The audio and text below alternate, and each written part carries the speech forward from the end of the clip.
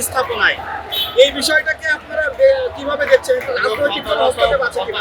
সরকারের ব্যর্থতা, পাশাপাশি বলবো যে এর পেছনে কোনো ষড়যন্ত্র আছে কিনা তাদেরকে খুঁজে দেখতে হবে এখনই। পরাজিত ফ্যাসিবাদ আধিপত্যবাদের উপর ভর করে সকল সময় ষড়যন্ত্র করছে এবং ফ্যাসিবাদের মাথা বিতাড়িত হলেও ফ্যাসিবাদের আশেপাশে যারা ছিল তারা সবাই বহাল তবিয়তে আছে।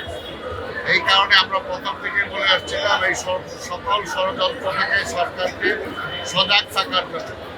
ইতিমধ্যে সরকার নিজেই স্বীকার করেছে, সরকারের স্বরাষ্ট্রমন্ত্রী বলেছে যে আজকে বিভিন্ন ধরনের ষড়যন্ত্র চলছে। কাজেই এই সমস্ত সকল ষড়যন্ত্রে জাল ভেদ করার একমাত্র একটাই উপায়, যত দ্রুত নির্বাচনের শিডিউল অ্যানাউন্স করবে এবং জাতিকে নির্বাচনের ট্রেনে উঠাবে, তত তাড়াতাড়ি এই সকল ষড়যন্ত্র ভেদ করে আমরা সামনের দিকে যেতে হবে।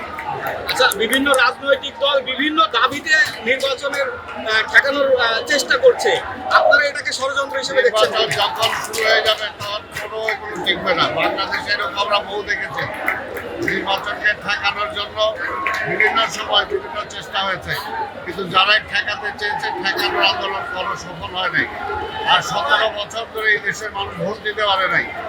অনেক নতুন প্রজন্ম আছে যাদের 2-3 বারের ভোটের কিছু শিডিউল চলে গেছে, কাজে তারা ভোট দিতে আগ্রহী।